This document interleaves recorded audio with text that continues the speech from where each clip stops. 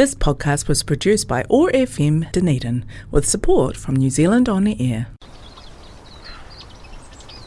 In this episode of Rewilding in Action, I talk about some of the restoration activities happening in Dalmore Reserve, an urban piece of council-owned land in Dunedin that's being cared for by a community group called Wild Dalmore Reserve. What's our story? And in particular, what techniques are we using to tackle the weeds there that don't involve using chemicals?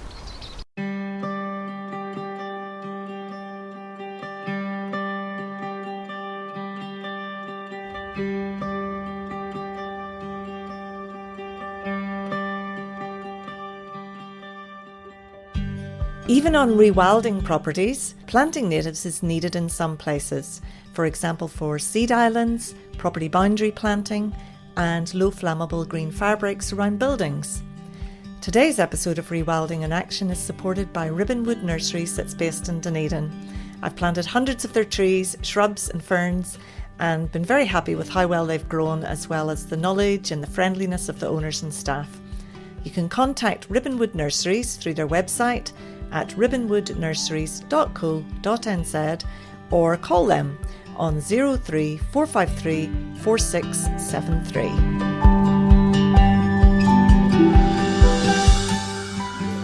Kia ora, welcome to Rewilding in Action. I'm Maureen Howard, the host of this show. It's been close to 2 years now since I started this podcast, and I thought that it's about time that we talked about Wild Dalmore Reserve, which is the name of an urban community group that I belong to that has been working in Dalmore Reserve in Dunedin for the last 6 years.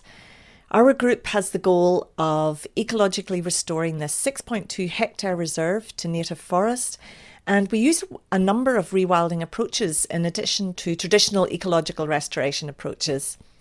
So in the first 4 years, we planted a wide variety of eco-source native trees, shrubs and ferns. And now that planting is finished, our focus is on caring for our planted trees, weeding some invasive introduced plants that threaten the integrity of our native forest, also maintaining the reserve's tracks for the community and removing rubbish that's been dumped historically. To help with this restoration, there's also a couple of trap lines in the reserve that are managed by City Sanctuary. Now, for this episode, I've invited John Bacoth to be the host and to interview me.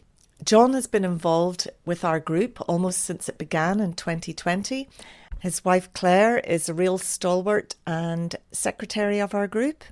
And if his voice sounds familiar to you, it might be because he is also one of the hosts on Radio 1, the student radio station aired from Otago University campus.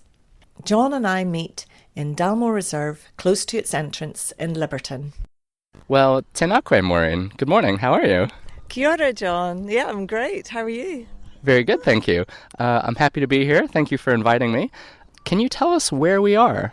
Yep, so this is Dalmore Reserve, and it's between the suburbs of Liberton and Dalmore, and it's about 6.2 hectares of steep south-facing naturally regenerated forest and planted forest. So we've got a bit of a mix depending on where you are. The bottom part has mostly naturally regenerated with native forest, and the top part has been mostly planted. So we're in the top part at the moment. And we've got a lovely view from here out across the harbour and out to the peninsula and out to the sea. Yeah, it's kind of like a little secret. It is. That we have here in Dalmore, that you can come down here and look out to the sea, and you've got this beautiful bush in front of you, so it's pretty cool. And do you know how long this reserve has been here, when it was established, or do we just have the council to thank for that? Oh, well, we do. It is so it was owned by the Dominican Order until 1990, and then the Dunedin City Council took it over. And in 2008, they cut down the big Douglas fir that were here, because I lived here before. And I used to walk down and there was these big, it was very dark inside, all these big Douglas firs. So that they were all cut down, and then it was replanted in 2008. And then we started in 2020 and we got going because we're a group of neighbours who who during lockdown had rediscovered the native bush here and felt, we really wanted to protect it and to help develop it and make it a really wonderful place for nature. 2020 is a momentous year.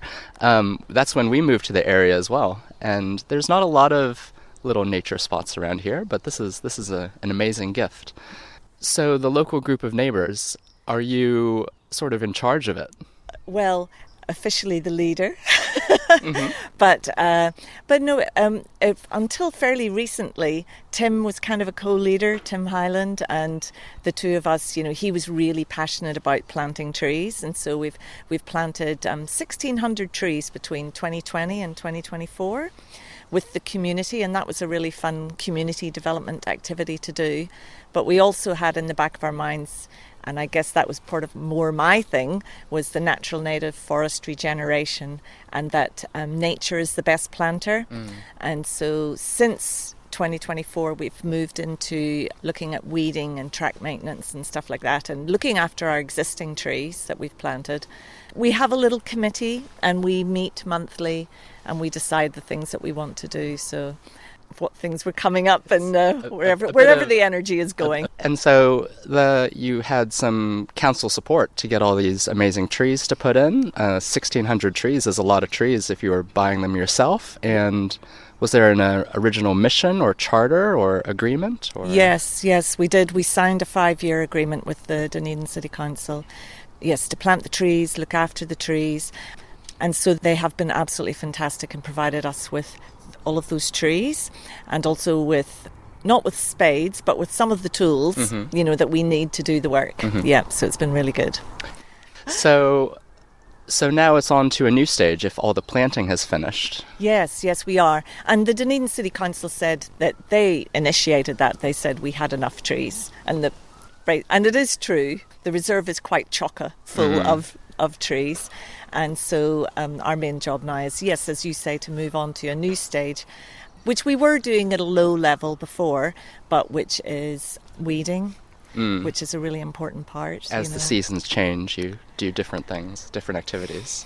It's often, I'd say, it's the weather in terms of how much rain there's been. So we do tend to follow the sun, I must admit now. So if a part of the reserve is looking sunnier, we'll often go there.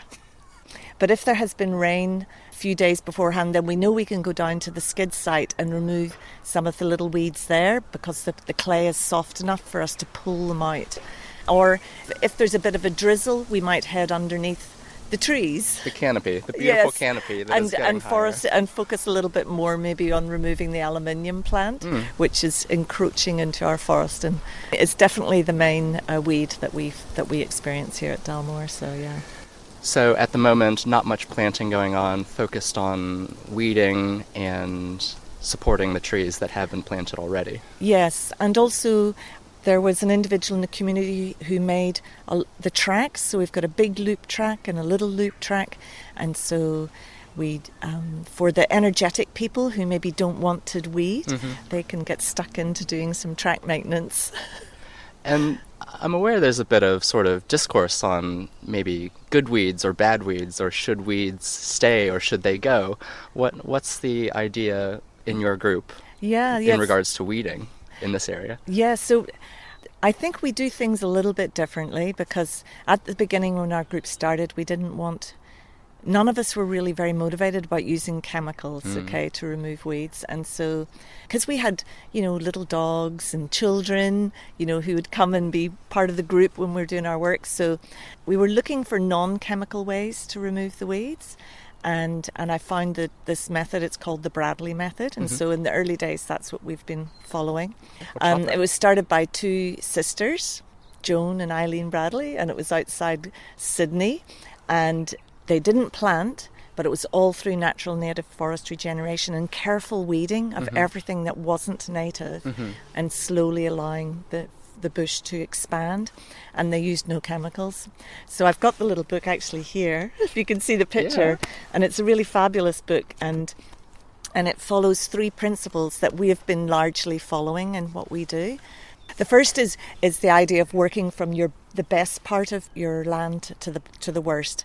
So when we see a big infestation of weeds, we tend to be attracted to where it's worst, you know, and we're thinking, oh, we must get rid of them here. But often you're just disturbing the land, and you have got quite a low chance of success of getting rid of the weeds. So you really want to be looking at where the forest is the best, you've got the fewest weeds, and looking for those small infestations and removing the weeds from there. So it's going from good to bad. And you can see the progress, or it's a bit more encouraging. You can see the progress, and you've got a much higher chance of success. And then when you have got rid of the weeds there, then you can start moving out and going into those tougher areas. I know when my house is messy, I'll start on the edges and try and contain it and work my way in, you know, and it feels much better, like I've accomplished something. That's great. And so the second one is minimal interference, because weeds love disturbance, and also with natural regeneration, we want to tread carefully because there's all these little tiny native seedlings coming up. Yeah. So it's about using the smallest tools that will do the job, and so we use little knives, Victorinox knives, and we use weeding hooks for getting rid of our aluminium weed, just to get it underneath the root and pull it out. And so it's about doing it carefully, covering it up and putting the leaf litter back, and so disturbing as little as you can and not spending too long there, so maybe like 20 minutes, because being humans, we can't help but disturb things. True. So that actually makes it quite palatable. You know, you're not sitting doing something for hours on end. You can go to a new spot. Offer a little helping hand and... Yeah. Unfortunately, the audio cut out at a rather crucial moment. The final principle of the Bradley method is going at nature's pace, meaning weeding at a rate that allows the natives to spread. Weeds usually grow faster than natives, so this means coming back to a particular site more often.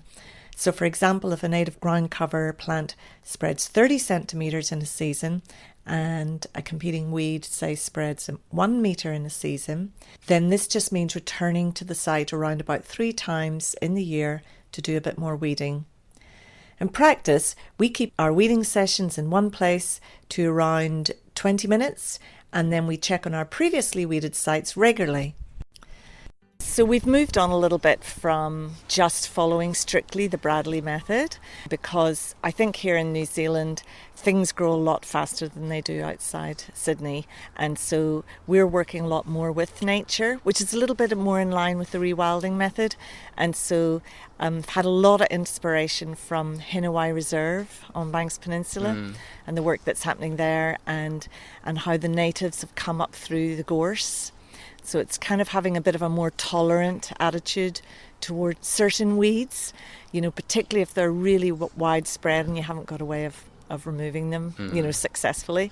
So on Hinawai Reserve, you know, the natives have regenerated. The gorse has actually been a nursery plant. It's got rid of the grass. And in that darkish sub-canopy of the gorse, the natives have been able to germinate and come up through. And now the gorse is almost gone in lots of places. So it's really inspiring. So here we are quite tolerant of gorse in the forest because we know the natives are going to outtop it. And the same with broom, which is also shade intolerant. We prefer the broom because it's not prickly. And we'll only really cut it back if it's actually really impacting on one of our planted trees. Yeah. So you need to adjust maybe what's an ideal strategy to your local situation a little bit. Yeah. And I see it building on it. I think if the Bradley sisters were here, they would also have changed their technique. And also talking then to other people like Hendrik Kosch, who he also doesn't do any spraying or use of topical glyphosate, and he uses plastic coverings to kind of, if you want to cut down, let's say, a bigger tree like holly, you can cover it up for a few years and remove it that way, you know, stop it coming back. So we've been experimenting successfully in several instances. If we have enough layers of plastic, I think you need about 3 layers. And your podcast is called Rewilding in Action, so clearly there are sort of different similar strategies towards the goal of rewilding. Yes. Well, rewilding, it's all about nature-led regeneration, so natural native forest regeneration as opposed to planting nature deciding where things should go and really just intervening where you have to. If things are heading off towards, a lot of biodiversity loss, then you need to step in. So yes, it definitely has influenced how I do things and how we do things here now. So, yeah. And one of the little areas in the reserve you mentioned is the skid site. Should we walk that direction? Yeah, let's have a little look down there because it's a wee bit different what we've been doing.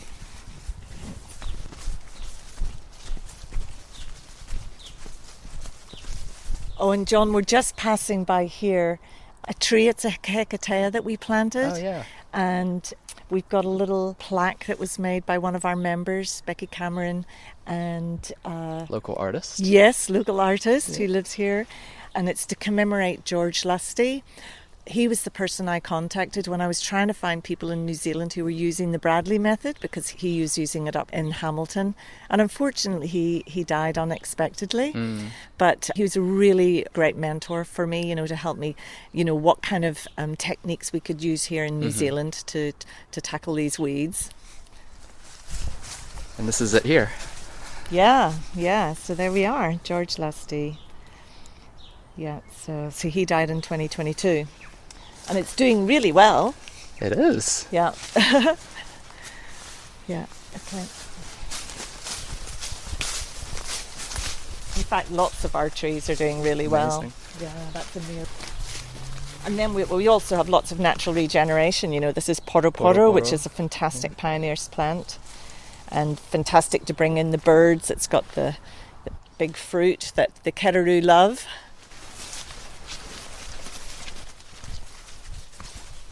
So you can see why we prefer to wait till the sun comes up. We work it. And so usually in the afternoon here in the skid site, there's a good amount of sun.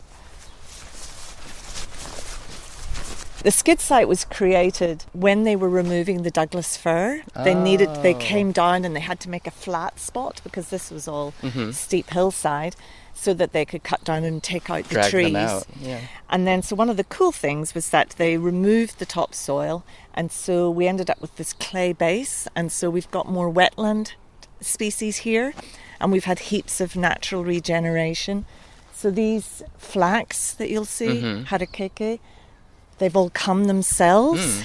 There's lots of manuka, which is also quite tolerant of wet conditions, and it's been popping up in lots of places. We have lots of weedy stuff here. The gorse is one of them, and this would be a place where I'm much less tolerant of the gorse, because the flax and everything, it won't outtop the gorse. So and so this would be the place where we come whenever the ground is a bit wet. You can see it's kind of wet. We've had rain. It's a good time to pull out the gorse. It has a deep taproot that if you gently pull from the base, you can get it out. And so the Bradley method has been really great in terms of telling us in great detail how to actually pull out different plants.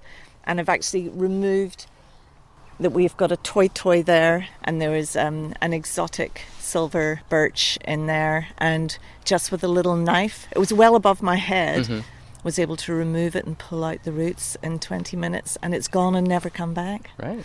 So, and with time, nature can just fill in the gaps. Yes, that's right. As long as you're not making big space, the native bush will fill in the gaps, yeah. And so are there other plants in the reserve particularly you're trying to target? Yeah, I think the main one is what I talked about was the aluminium plant. And the reason that why I feel that it's so important that we tackle it is because it is very shade tolerant. It's a ground cover plant, and it creeps. It can go about a metre a year, and it just creeps through the forest and prevents all the natural regeneration from happening. So any little native seedlings can't get through it. It's interrupting that natural regeneration that you want to see in a healthy forest. And so that's where we really trying to tackle those bits where there's new infestations. If you come to Dalmore Reserve, you'll see big swathes of aluminium plant. And the reason we haven't tackled those particular places is because what I said earlier, that's the bad. We're trying to tackle the new infestations and get rid of them first. So, but we would love help. This is just us all doing this on our free time on a Sunday afternoon. So, yeah. And you said there's a committee involved in sort of steering the group. Yeah. What are your future plans with Dalmore Reserve? Yeah, well, we're always planning a little bit ahead of the future, but I guess a big goal that we really have that we haven't managed to do yet, and we should have done much sooner, was having a map of the whole area, and so that we can pinpoint the areas where we're working on and what we've done in those particular areas. And we've had a lot of false starts on getting our map in a way that we can use it and mark it in a GPS way. We think now it's happening and we've got something, so that will really help us. And then I feel that, getting more people involved is always an ongoing thing. You kind of want to do it in a slow and gradual way. Otherwise you're just managing lots of volunteers, but better if people just come in dribs and drabs and people can get slowly trained up and stuff, and we can be sort of operating as comrades rather than having to manage as a community. As a community. And the local neighborhood can come and enjoy the space and come to love it more. Yeah, absolutely. That's what we want. Yeah. And so you've been involved with Dalmore Reserve since 2020. And now it's partway through 2026. So what keeps you going and coming back? It's a good question. I guess it's proximity. It is really close. And also the gear's under my house. So I do have a responsibility. It is really wonderful to be doing our own project. I love nature. It's lovely to get out. And it's been a really wonderful thing to meet like-minded neighbours, and that's been really special. And so I guess we're a little friendship group, so that's a big part of what keeps us going. We make cookies and share a cuppa together, so that's another good thing. You've got to enjoy the process of whatever you do rather than just be looking at the outcome. So. And just before we finish, I thought to say that it's lovely to come here and listen to the bird song, and we could maybe hear a little bit of it this morning. So I think not only the local people will appreciate the work that you're doing here, but also the birds as well, Maureen. You're absolutely right, John. I should have said that because that is a big motivation to bring back the birds. Yes, so I would say then a really long-term vision, or maybe not too long, would be to get riflemen back here, to get South Island robins, and brown creeper. It'd be really wonderful to be bringing back some of these species that are maybe more deep endemic species.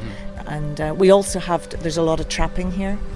So it's all part of it, the weeding, the planting, the trap line, it's all part of it to really help restore our native bush and bring back the birds. Yeah, nature will find a way. It will, yeah. And thanks so much to John Bacoth for stepping into my shoes to host this interview. John has a lovely radio voice and he had some very good questions, and so I'm very grateful that I didn't end up having to talk to myself for 26 minutes, and I'm sure you're grateful too. I hope you find it interesting to hear our little story at Dalmore Reserve. If you're keen to learn more about some of the manual methods of removing weeds, I strongly recommend Joan Bradley's book about the Bradley method. It's called Bringing Back the Bush. It's incredibly practical, and you can't go wrong with its 3 principles on weeding, which are to tackle the best areas first, to minimise disturbance while you work, and to not overclear the weeds. And as a passive rewilder, I love that it doesn't involve planting and that it lets nature lead that native planting process. So for example, I've especially enjoyed seeing how at our little skid site, nature's growing an ecosystem of manuka and harakeke from seeds that have been blown in from a few plants that were previously planted. And it's also meant that on the open patches that small sun orchids have established, which was really cool to find. But unfortunately, a neighbour's sewage leak earlier this year that went on for months has brought a lot of lush grass into the site. And unfortunately, it's killed a lot of our little orchids as well as some of our planted trees. On the matter of manual versus chemical weeding, I forgot to mention that in the early years of planting, we dug up several large native earthworms, which was very exciting. And it was also another reason for us to not want to use chemicals on this site. But we're not ideologically opposed to chemical use. We know they need to be done where it's really needed. And in another part of the reserve, where we haven't found native earthworms, the council's used glyphosate to remove some large sycamores. But I think the black plastic method that I talked about earlier in this interview would also work with younger sycamore trees to cut them down and use a few layers of plastic. That's a future experiment for our group. If you are interested in our activities or want to contact us through our Facebook page, it's called Wild Dalmore Reserve. We'd love to hear from you. Thanks for listening to Rewilding in Action. I'm Maureen Howard. It would be fantastic, please, if you can share this episode with anyone you think might be interested. And I'm always keen to hear from people. You can contact me at rewildinginaction@gmail.com. In my next episode, I talk to Professor Steve Carver again about the 3 remaining guidelines to rewilding, as well as passive versus active rewilding. Until then, I will leave you with some birdsong from our Dalmore Reserve, where we are allowing nature to take the lead.